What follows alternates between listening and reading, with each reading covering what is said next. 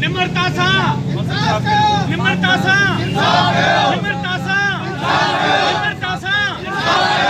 सहाफ़िन ते तशद्दुद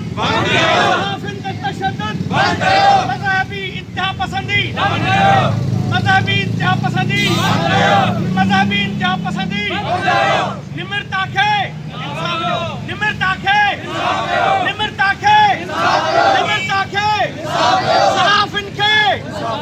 सहाफ़िन खे ये दहशतगर्दी ये गुंडागर्दी माण्हू मारण मंदर साड़ण माण्हू मारण मंदर साड़ण सहाफ़िन ते तशद्दुद जारी आहे जारी रहंदी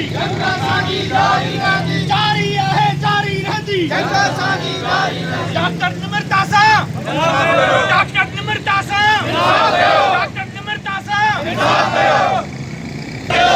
सिंध जे सहाफ़िन सां ही गुंडागर्दी मज़हबी इंतिहा पसंदी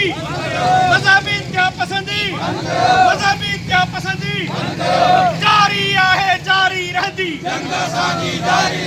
जैसी रात अंधारी रहंदी जारी आहे जारी रहंदी मासूम न्याणी निम्रता सां माण्हू मारण सहाफ़िन ते तशद्दुद ये गुंडागर्दी ये माण्हू मारण मज़हबी इंतिहा पसंदी ये दहशतगर्दी जारी आहे जारी रहंदी कंदड़ फूलनि देवीअ खे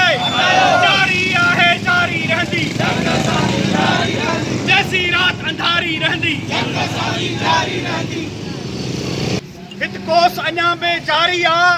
हिते हर ॾींहुं 14 मार्च आहे हिते हर ॾींहुं तोबह ज़ारी आहे असांजे नियाणियुनि खे इदारनि में तइलीमी इदारनि में हुननि खां ज़िंदगियूं खसियूं थी वञनि असांजा माइट हुननि खे पढ़ण लाइ था मोकिलीनि त असांजूं नियाणियूं तइलीम जे ज़ेवर सां आरास्ता थी हिन समाज जी हिन सोसाइटी जी ख़िदमत कंदियूं कल्ह नाइला रिंद 2 साल अॻु नाइला रिंद जो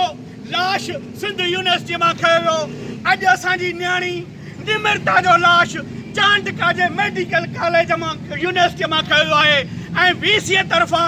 बेहयाई ऐं बेगैरताईअ जो सबूत ॾिनो आहे त नियाणीअ ख़ुदकशी कई आहे पर जॾहिं मेडिकल रिपोर्ट आई आहे उन में सिधो सऊं इहो वाज़िह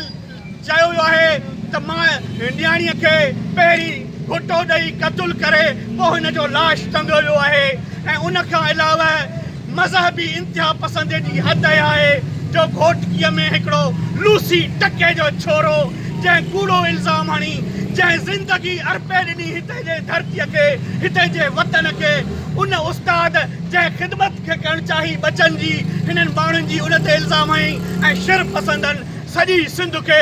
ऐं घोटकीअ खे बैरूत बनाए छॾियो ही आहे हिन हुकूमत हिन हुकुमराननि जी नाहिली कानून नाले का बि शइ कान्हे जेकॾहिं कानून हुजे हा त घोटकीअ जे अंदरि ईअं शरपसंद दहशतगर्दनि जा रूप धारे मिसकीन मारूअड़नि जा उझा जेके मंदर आहिनि जेके जॻहियूं आहिनि जेके दुकान आहिनि ॼण ही के जहाज़ ते विया जहाज़ ते वञण लाइ तयारु न आहिनि पर ही पंहिंजा शेर शाह जा शिकिरा घर जा कुकड़ मारण लाइ तयारु आहिनि उन करे असांजो मुतालबो आहे त फौरी तौर ते निम्रता जे कातिलनि खे गिरफ़्तार करे अदालती कमीशन ठाहे उन सां इंसाफ़ कयो वञे ऐं सॼी सिंध में ही जेको मज़हबी जुनूनियत चोरनि ऐं ठाड़ेलनि पकड़ी आहे ऐं हिते सिंधी ऐं पंहिंजनि पाण खे विढ़ाइण जी कोशिशि कई आहे उन्हनि खे ॿुझो ॾिनो वञे हुकुम कानून जी हुकुमरानी क़ाइमु कई वञे ऐं सिंध जो बहादुर सिपाही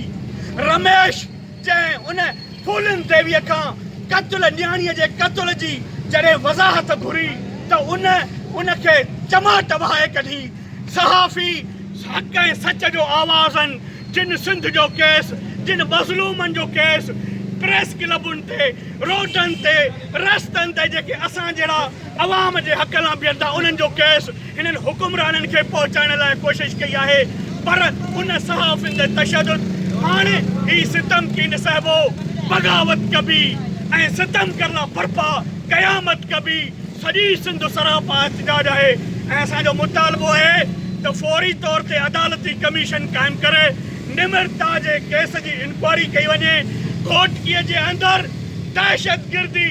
जी अलामत जेके लोफर ऐं तरड़ा छोरा बणिया आहिनि उन्हनि खे गिरफ़्तार करे उते जे माण्हुनि सां इंसाफ़ कयो वञे ऐं रमेश कुमार जो ॾोह इहो आहे त हुन उते जे सूअर ऐं दहशतगिर्द मुल्ह जेको सिंध जी वहदत जे ख़िलाफ़ माण्हुनि खे ऐं उन्हनि माण्हुनि सां जेका आहे माटे जी मां वारो सलूक थो कराए माण्हुनि खे उकसाए थो मियां बिठू उन जे ख़िलाफ़ जॾहिं उन लिखियो आहे ऐं उते बीठो आहे त सहाफ़ी जा छाड़ता ऐं फूलनि ते उन ते ॾमिरजी पई आहे उन करे इंसाफ़ जी तक़ाज़ा आहे त अदालती कमीशन करे कानून जी हुकुमरानी करे ही जेके शिर पसंदि आहे उनखे गिरफ़्तार कयो वञे ऐं आख़िर में इहो चवंदुसि त मूं जंग वतन लाइ जोटी आहे मखदूम बिलावल मोटी आहे का वेरनि सां वेड़ांत कयूं तो राहत खे फिट लॻी जारी आहे जारी रहंदी